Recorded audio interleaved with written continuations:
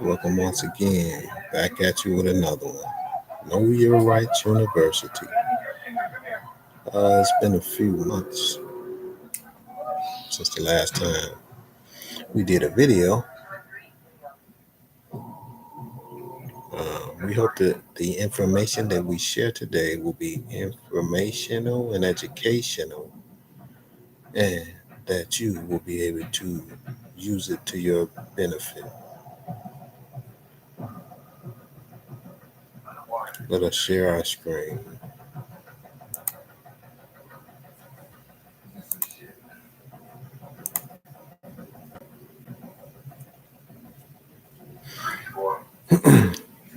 This video is going to be about how family dynasties became nations. Let us begin. Look at Walmart. The Walton family. If the Walton family put all of their money together, they'd be the richest people in the world. Sam Walton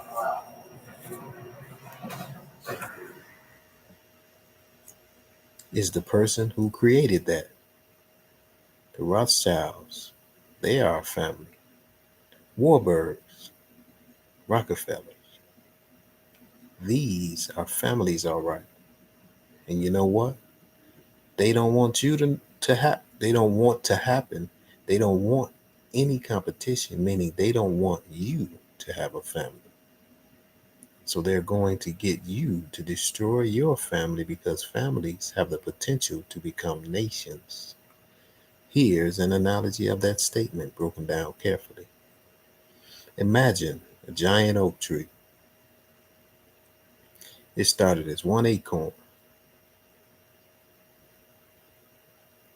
Sam Walton, Mayor Rothschild, John D. Rockefeller. Over time, it grew into a tree with many branches, their children, their trusts, and their holding companies. The branches produce acorns, new businesses, heirs, and foundations that can grow into more oaks. Now, imagine that a grove of oak trees has the power to reshape an entire forest. If one family tree can become that massive, then a whole grove of similar trees, other strong family dynasties, could change the landscape completely. If you were the first oak tree and you didn't want competition, you'd try to make sure other acorns never take root. You scatter weeds, change the soil, or block the sunlight. That's the metaphorical version of the statement. Powerful dynasties may want to keep their advantages by discouraging others from building comparable family structures. Exegesis, line by line. Look at Walmart. The Walton family. If the Walton family put all of their money together, they'd be the richest people in the world. Sam Walton is the person who created that. This frames the Walton family as the archetype or archetype. One founder creates a giant enterprise, but the real enduring power sits in the family collective, not the individual. The Rothschilds, Warburgs, Rockefellers, these are families, all right. This expands the example beyond Walmart to historic banking and oil dynasties. The point, across centuries, the enduring wealth and influence has come not from lone actors, but from tight knit families that plan across generations. And you know what they don't want to happen? They don't want any competition, meaning they don't want you to have a family. This shifts from observation to assertion. Powerful families may seek to weaken or atomize the social units, families that could rival them. The idea is that a strong, cohesive family can pool resources, educate its members, and become a self sustaining power base, a competitor to entrenched dynasties. So, They are going to get you to destroy your families because families have the potential to become nations. This is the culminating claim. The family is the seed of sovereignty. Historically, many nations emerged from extended families or clans. Think the Habsburgs, Plantagenets, or even tribal patriarchs. The statement asserts that by undermining families, elites prevent the rise of a new clan based power centers that could challenge their own. The statement is essentially a warning about the power of collective family wealth and continuity. Founders create businesses, families create dynasties, dynasties create political or national level power. If you undermine the family unit, you prevent the rise of new dynasties. In that reading, the family is not just a personal or cultural institution, it's the basic cell of economic and political sovereignty. By means of trust law, they became dynasties. Let's look at what a dynasty trust is. A dynasty trust is a long term trust established to pass wealth across multiple generations while minimizing estate, gift, and generation skipping transfer or GST taxes.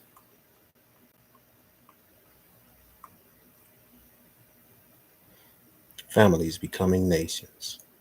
The Habsburgs, 1452, the Medici family in 1569, the Rothschilds in the 19th century, the Rockefellers in the 20th century, and the Saud family, 1932.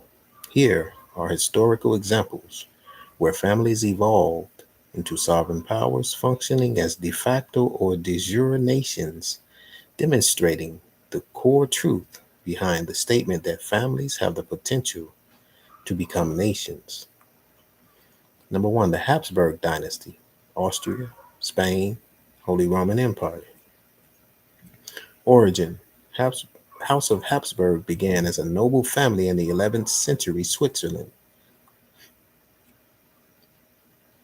By the 16th century, through strategic marriages, inheritance, and military alliances, the Habsburgs controlled the Holy Roman Empire, the Austrian Empire, the Spanish Empire, including vast colonial territories in the Americas.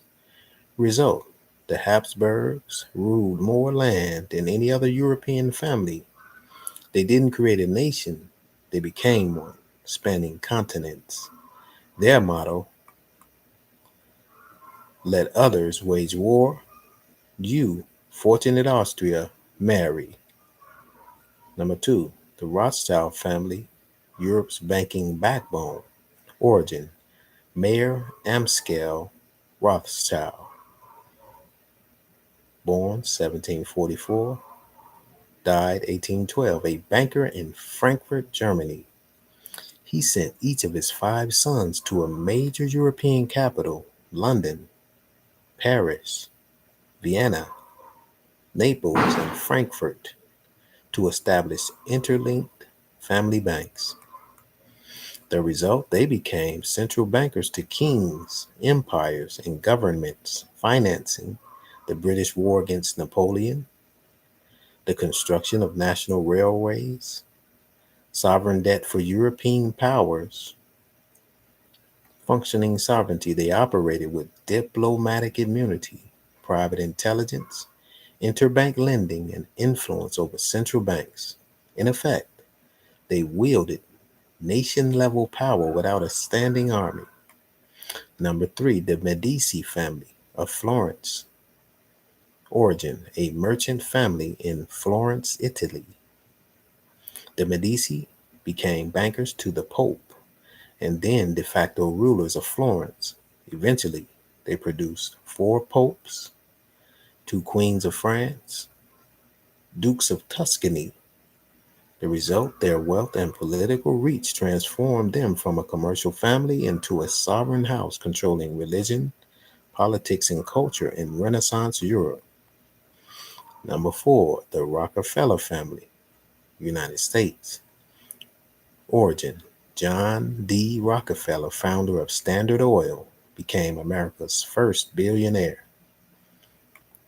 Though the company was broken up by antitrust law, the family retained control of pieces of Exxon, Chevron, etc., and used trusts, foundations, example, the Rockefeller Foundation, strategic marriages, and philanthropy to embed themselves into education at the University of Chicago, public policy through the Council on Foreign Relations, and banking through Chase Manhattan. The result, the Rockefellers never ran for office, but their network of institutions shapes U.S. and global policy, functioning as a shadow sovereign entity. Number 5, the Saud family of Saudi Arabia. Origin: tribal chief chains in the Najd region of Arabia. Transformation through alliances with religious leader Muhammad ibn Abd al-Wahhab, and backed by British support in the early 20th century, the House of Saud formed the kingdom.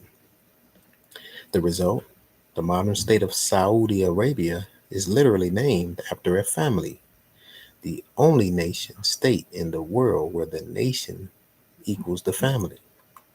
Conclusion, for example, affirms the claim: families have the potential to become nations.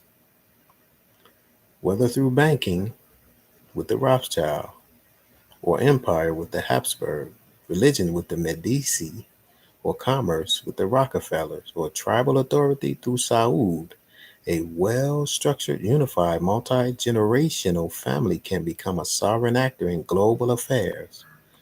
Now, let us quote a chapter in the book called Behold the Pale Horse. In chapter 1, called Silent Weapons for Quiet Wars, reread: Energy. Energy is recognized as the key to all activity on Earth. Natural science is the study of the sources and control of natural energy, and social science, theoretically expressed as economics, is the study of the sources and control of social energy. Both are bookkeeping systems, mathematics. Therefore, mathematics is the primary energy science, and the bookkeeper can be king if the public can be kept ignorant of the methodology of the bookkeeping. All science is merely a means to an end. The means is knowledge. The end is control. The end always justifies the means. Beyond this remains only one issue: who will be the beneficiary? Sounds like trust law. In 1954, this was the issue of primary concern. Although the so-called moral issues were raised, in view of the law of natural selection, it was agreed that a nation or world of people who will not use their intelligence are no better than animals who do not have intelligence. Such people are beasts of burden and stakes on the table by choice and consent.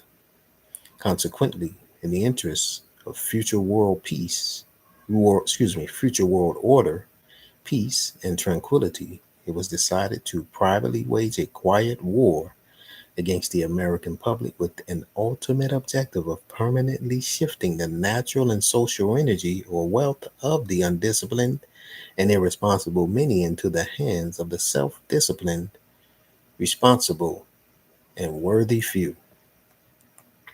In order to implement this objective, it was necessary to create, secure, and apply new weapons, which, as it turned out, were a class of weapons so subtle and sophisticated in their principle of operation and public appearance as to earn for themselves the name silent weapons.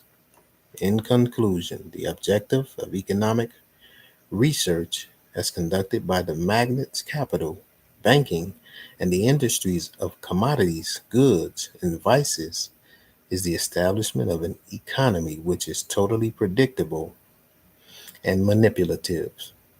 That sounds like the Federal Reserve System. In order to achieve a totally predictable economy, the low class elements of the society must be brought under total control, i.e., must be housebroken, trained, and assigned a yoke and long-term social duties from an very early age, before they have an opportunity to question the propriety of the matter. In order to achieve such conformity, the lower class family unit must be disintegrated by a process of increasing preoccupation of the parents and the establishment of government operated daycare centers for the occupationally orphaned children. The quality of education given to the lower class must be of the poorest sort, so that the moat of ignorance isolating the inferior class from the superior class is and remains incomprehensible to the inferior class. With such an initial handicap, even bright lower class individuals have little, if any, hope of extricating themselves from their assigned lot in life. This form of slavery is essential to maintaining some measure of social order, peace, and tranquility for the ruling upper class. That being said, we feel it is imperative for Black people in particular to take a critical look at our condition and see if this information has relevance to our current lot in life. If it does, what can we do to educate ourselves with the knowledge necessary to turn things for the better? We leave you with two quotes from the Bible, Hosea 4 and 6. My people are destroyed for lack of knowledge. Proverbs 13:22. A good man leaves an inheritance to his children's children, but the wealth of the wicked is stored up for the righteous. Put not your trust in money, but put your money in trust. A quote by Oliver Wendell Holmes Sr. This is one way these families became nations. To find out how you may be able to create your own family trust, email us at info@naturalessencellc.com or call the number listed 708-539-9201. Thank you for listening. Once again, this video was presented to you by Know Your Rights University in association with Natural Essence LLC. Thank you for listening. Peace. And until next time, blessings upon you.